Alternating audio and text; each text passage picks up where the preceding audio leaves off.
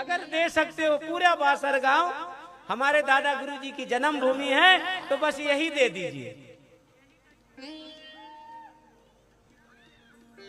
छोड़, क्रोध बहुत नुकसान करता है, क्रोध करना ही नहीं चाहिए। इसलिए सदा रोग बस संतत क्रोधी। और उसके बाद विष्णु विमुख, जो भगवान विष्णु से भगवान हरि से विमुख है वो मरा हुआ है। समझ लो अब कितने जिंदा हैं, ध्यान रखना। विष्णु विमुख श्रुति, जो वेदों का विरोधी है वो मरा हुआ है, जो वेदों का विरोध कर रहा है वो मरा हुआ है। विष्णु विमुख श्रुति, संत विरोधी, और जो संतों का विरोध करे वो भी मरा हुआ है।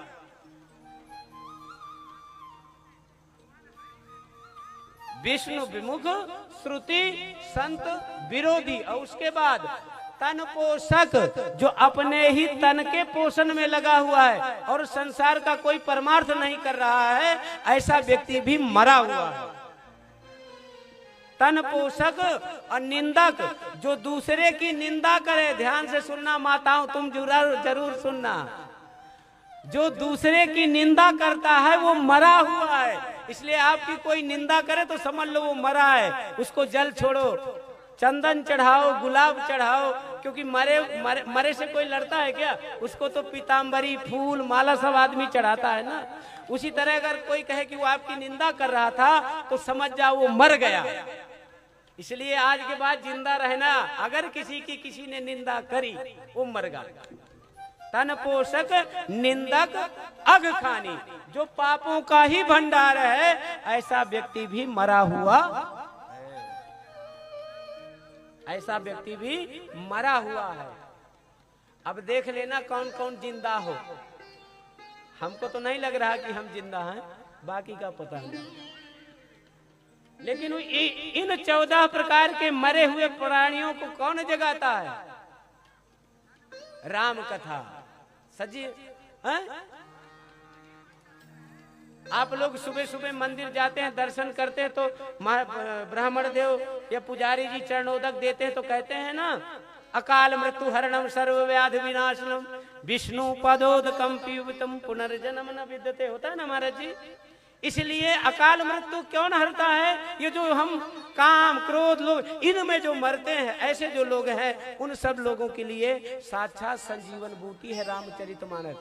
हमें निज धर्म में चलना सिखाती रोज रामायण, हमें निज धर्म पे चलना सिखाती रोज रामायण, सवा शुभ आचरण करना सिखाती रोज रामायण, सदा शुभ आचरण करना सिखाती रोज रामायण, शुभ आचरण करना सिखाती रोज रामायण, शुभ आचरण करना सिखाती रोज रामायण।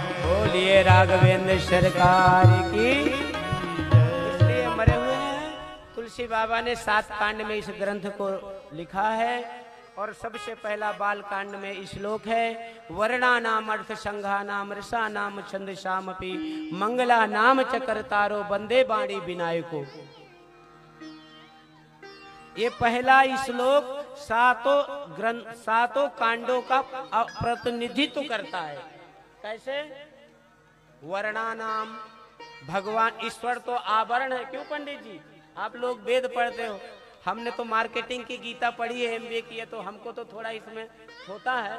फिर भी समझ लो कि 38 साल की उम्र में और इतना सब करने के बाद इतना जल्दी ये अध्यात्म में घुस गए, ये भी तो हमारे गुरु जी की कृपा है। पढ़ाई थी कि अमेरिका सेटल होंगे, लोगों ने हमको गुरुजी ने ऐसा बाबा बनाया कि हम मालती आके सेटल हो गए। तो महाराज अभिमान नहीं, शिक्षा का अभिमान, मतलब फिर भी तब भी इतना पहुंचे ना सरकार, क्योंकि हमने नर्मदा परिक्रमा करके संतों के चरणों में बैठकर सब चीज सीखा है। 3200 किलोमीटर पैदल यात्रा, 3 साल 3 महीना 13 दिन की, और 5 घर में भिक्षा मांग के खाना होता है। जो परिक्रमा कर लिया नर्मदा जी की, वो संत हो गया, क्योंकि बार बार वहां अपमान सहना पड़ता है, और अपमान को छोड़, अपमान के बाद भी जो सम्मान से रहे वही तो संत है। जिसे संत बनना है वो एक बार नर्मदा परिक्रमा कर ले। और नर्मदा जी कलयुग की साक्षात देवी हैं, जो चाहो वो मिलेगा।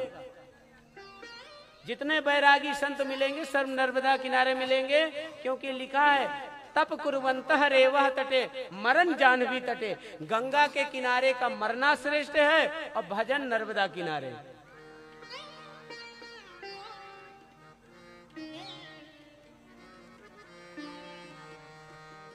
इसलिए वर्णानाम ईश्वर